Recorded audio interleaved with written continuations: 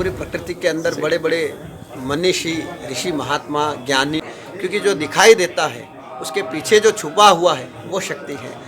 नमस्कार, आप देख रहे हैं जनप्रहरी। मैं नरेंद्र प्रताप। मध्य प्रदेश में स्थित रतलाम जिले के माँ अन्नपूर्णा शक्तिपीठ माँ कामाख्या का मंदिर शक्ति के ऊर्जा का केंद्र बना हुआ है। अलौकिक शक्तियाँ वहाँ से देखी जा सकती हैं। इसी विषय में आइए सुनते हैं वहाँ पे विराजमान श्री 1008 महामंडलेश्वर जी महाराज श्री मधुसूदनानंद जी महाराज की जुबानी, जो लगातार 2 वर्षों से, गत पूरे 2 वर्षों से एक ही जगह पर बैठकर पूजा अर्चना कर रहे हैं, हवन यज्ञ कर रहे हैं और पिछले 2 वर्षों से वो कभी भी नीचे के क्षेत्र में उतरे ही नहीं हैं। आइए सुनते हैं उन्हीं की जुबानी और क्या है इस शक्तिपीठ का राज। आइए सुनते हैं एसएन श्याम की रिपोर्ट। हम आज खड़े हैं मध्य प्रदेश के रतलाम जिले के सेमलिया में, जहां मां अन्नपूर्णा शक्तिपीठ कामाख्या धाम अवस्थित है। कहते हैं कि ये मां अन्नपूर्णा की जो प्रतिमा है वो ज़मीन के अंदर से स्वयं प्रकट हुई थी और आज इस शक्तिपीठ के पीठाधीश्वर कहिए, संरक्षणकर्ता कहिए, सारा कुछ हमारे साथ हैं।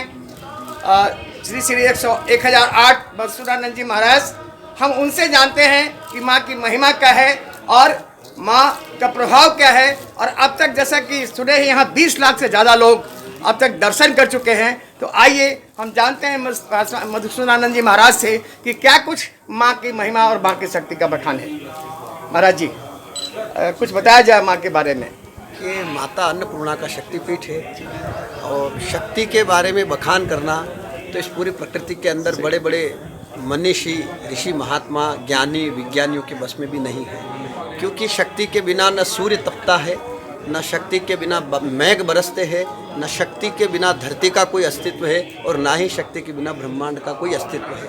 क्योंकि जो दिखाई देता है उसके पीछे जो छुपा हुआ है वो शक्ति है और वही शक्ति जगत की रचना करती है, पालन करती है और संहार करती है। इस कारण इसको त्रिगुणात्मक प्रकृति कहा जाता है और त्रिगुणात्मक प्रकृति के कारण भरण और पोषण करने का दायित्व प्रकृति के पास है, इसलिए इसको माँ कहा जाता है। और इसी शक्ति को पूरा संसार माँ के नाम से पूजता है। अब चूंकि ये अन्न की अधिष्ठात्री है और अन्न के बिना संसार का कोई भी जीव जीवित नहीं रह सकता है।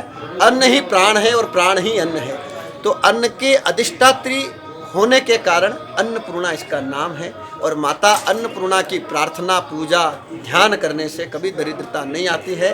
माता अन्नपूर्णा का पौराणिक और वैदिक महत्व ये भी है कि अग्न मास की जो पूर्णिमा है वो उस दिन भगवान शिव ने सर्वप्रथम सृष्टि के कल्याण के लिए माता अन्नपूर्णा से भिक्षा मांगी थी। तब से आज तक संसार के सारे पुत्र अपने माँ से भिक्षा मांगते हैं और घर में जो स्त्री स्वरूपा माँ हो चाहे पत्नी हो, वो भिक्षा देते हुए और भिक्षा देते समय माँ ही होती है।